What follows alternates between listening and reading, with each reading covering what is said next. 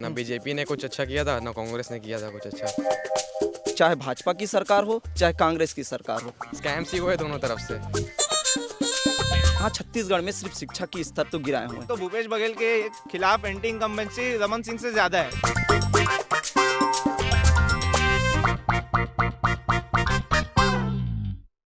तो पंडित रविशंकर शुक्ल विश्वविद्यालय के कुछ छात्र हमारे साथ हैं, कुछ छात्राएं हमारे साथ हैं और हम उनसे ज़रा ये जानने समझने की कोशिश करेंगे कि आखिर छत्तीसगढ़ की राजधानी रायपुर की सियासत क्या है और ख़ास तौर से यहाँ की यूनिवर्सिटी की सियासत क्या है। तो पहले छात्राओं से शुरू करते हैं और फिर और लोगों से बात करते हैं। क्या नाम है आपका? भूमिका पटेल। भूमिका जी, क्या है यहाँ का माहौल रायपुर का? अच्छा है, लेकिन कुछ कुछ कार्य अभी बचे हुए हैं जो कराने हैं। बहुत सारे हैं, लेकिन कांग्रेस अच्छा काम कर रही है। वो बदलाव मैं देखी हूँ। उससे पहले 15 साल हम लोग नहीं थे कॉलेज में, फिर भी छोटे थे। उस टाइम के बच्चे जान नहीं पाते थे कि हमारे मुख्यमंत्री कौन है। आज छोटे से छोटा बच्चा ये जानता है कि भूपेश बघेल हमारे मुख्यमंत्री हैं। क्या कहती हैं आप लोग उनको? काका काका कहते हैं। हमारे लिए बहुत चीज़ें वो किए हैं। जिस तरीके से कोविड में वो काम किए हैं, शायद कोई दूसरा होता तो ये ना कर सकता। अब माहौल तो यहाँ का जो है, कांग्रेस आ रही है इस बार। आ रही है कांग्रेस? ये कांग्रेस समर्थित वकील बोल रहा है या फिर एक स्टूडेंट बोल रहा है? ऐसा बिल्कुल नहीं है। मैं तो वैसे मैं पर्सनली चाहता हूँ कि इस बार कांग्रेस ना आए, बट यहाँ का जो माहौल दिख रहा है मुझे छत्तीसगढ़ का, वो कांग्रेस वाला है। और एक ये जो नारा चल रहा है कि मोदी है तो मुमकिन है वर्सेज भूपेश है तो भरोसा है, क्या है? भूपेश है तो भरोसा है। हाँ। वो चीज़ है और भरोसा है और रहेगा भरोसा। बात ऐसी है, हाँ। बीजेपी के पास कोई चेहरे नहीं है, कोई मुद्दे नहीं है। तो रमन सिंह चेहरा है तो बिल्कुल नहीं। आप बता दीजिए उनको, मुख्यमंत्री के चेहरे के नाम पे आज तक बीजेपी लॉन्च नहीं की। अभी भी सेंट्रल के तौर पे, सेंट्रल के चेहरे पे अभी भी बीजेपी लड़ रही है छत्तीसगढ़ में। आज तक घोषणा नहीं कर पाई है ना, कोई बता नहीं पाएगा कि कौन मुख्यमंत्री बनेगा अगर बीजेपी आती है तो। डिसाइडेड नहीं है कांग्रेस में भी। कांग्रेस में इसलिए देखिए आपके भाई डिसाइडेड नहीं है। क्यों भूपेश बघेल नहीं आएंगे, बनेंगे? घोषणा पत्र में कहना है। यहाँ पे मैं सिर्फ बोलूँगा, देखो भाजपा जो है वो वाकई में भाजपा 15 साल तक सत्ता में रही, लेकिन वो सिर्फ मोदी की गारंटी बोल रही है। अगर भाजपा में दम होता तो वो रमन सिंह को बोलते हैं रमन की गारंटी है। उनको तो चावल वाले बाबा आप लोग कहते थे। चावल वाले बाबा चावल वाले बाबा इसलिए कहते हैं, चावल में घोटाला किए हैं दबा के उन्होंने। गौठान इधर बनाया है, उधर ना पानी है ना चारा है ना गाय है। गौठान किस लिए बनाया है? भ्रष्टाचार पर चरम सीमा पे है यहाँ पे। तो आप क्या कह रहे हैं? रुकिए जरा, आगे आइए भाई, फ्रंट पे आइए। भाजपा समर्थक इतने पीछे कैसे रह सकते हैं? क्या कह रहे हैं कि इन्होंने घोटाला किया? कारोबारियों के लिए यहाँ घोषणा पत्र में 726 करोड़ कर्ज माफ करने के लिए कहा गया है, लेकिन युवाओं के रोजगार के लिए कुछ नहीं कहा गया है। कह तो रहे कि बेरोजगारी भत्ता देंगे।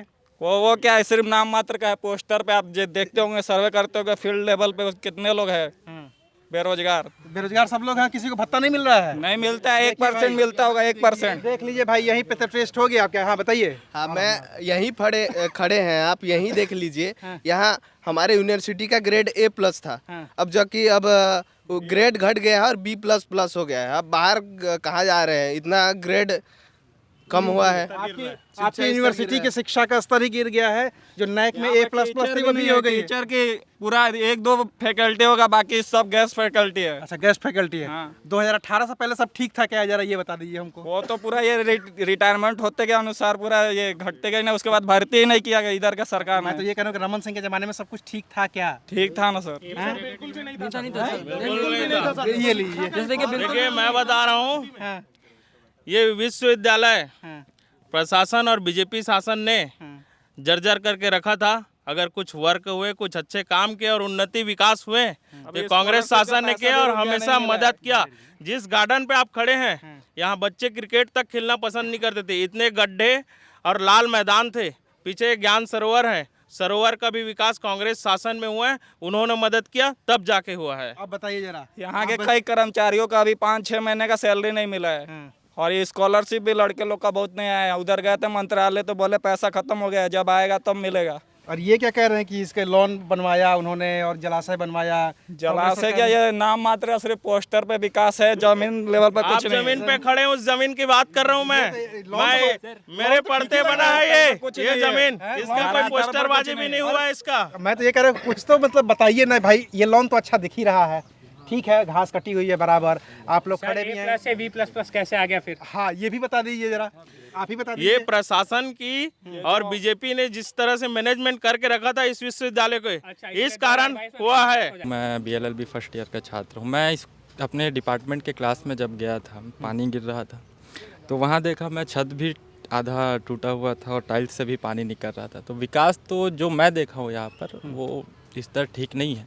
और रही बात सरकार की, 5 साल की गवर्नमेंट में इतना अत्याचार हो रहा है, खुलेआम चाकूबाजी हो रही है, बस्तर में खुलेआम मार दे रहे हैं नक्सली लोग किसी को भी, मतलब इतना तरीके से यहाँ पर अत्याचार बढ़ गए हैं कि कैसे कांग्रेस की सरकार रिपीट करेगी बताइए। लॉ एंड ऑर्डर की लॉ समस्या एंड है। ऑर्डर पूरा चौपट है यहाँ पर। भाई देखिए क्या कह रहे हैं, लॉ एंड ऑर्डर की समस्या है, अब पूरी तरीके से चौपट हो गया है यहाँ का। देखिए, अपराध के मामले में तो मैं किसी सरकार का पक्ष नहीं लूँगा, एक सामान्य बात कहता हूँ। अपराध तो पिछले सरकारों में भी हुई, बहुत ज़्यादा हुई है ना। लेकिन ये कह करके ये सरकार तो बच नहीं सकती ना जी कि जी, पिछली बार बिल्कुल भी बिल्कुल होता नहीं था। बच सकती। अपराध हो रही है, मैं मानता हूँ, लेकिन पिछले सरकार की अपेक्षा बहुत कम हो रही है। मैं ग्रामीण अंचल से हूँ।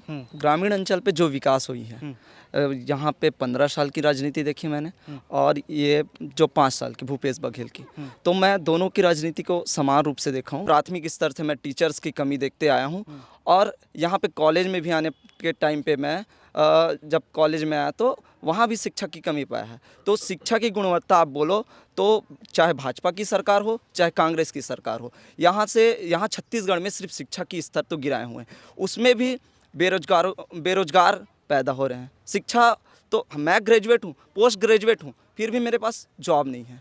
IT सेक्टर्स, यहाँ पे IT सेक्टर्स की एक भी घोषणा नहीं की है दोनों सरकार ने।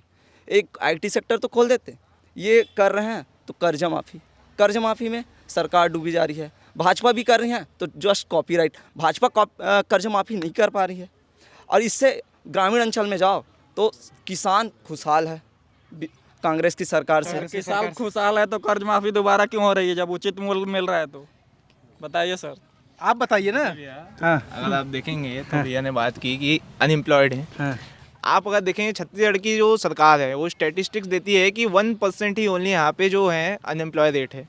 पूरे देश में सबसे कम अनएम्प्लॉय रेट यहाँ पे। और ये भाई आप देखेंगे सुनेंगे कही रहे हैं कि पोस्ट ग्रेजुएट है, बेरोजगार है, ये बेरोजगार है, तो ये कहाँ का तथ्य आता है कि भूपेश बघेल की सरकार ने रोजगार दिया है? आप ये बताइए। उसके बाद बोल रहे हैं भाई साहब की IT सेक्टर में, आप पिछली सरकार में देखेंगे तो चिप्स जैसा इनोवेशन काम हुआ। अभी देखेंगे तो भाजपा की सरकार ने कितनी IT सेक्टर भाजपा की सरकार ने, आप देखेंगे केंद्र पे बीजेपी की सरकार है, उन्होंने अभी IIT भिलाई खुलने वाला है।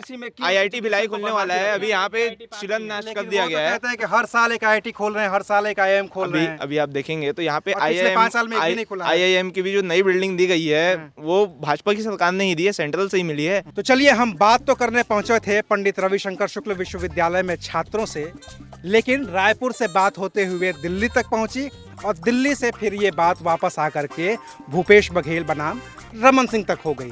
ये पूरी बातचीत आपको कैसी लगी हमें कमेंट करके ज़रूर बताइएगा। शुक्रिया, आप देख रहे थे अनकट।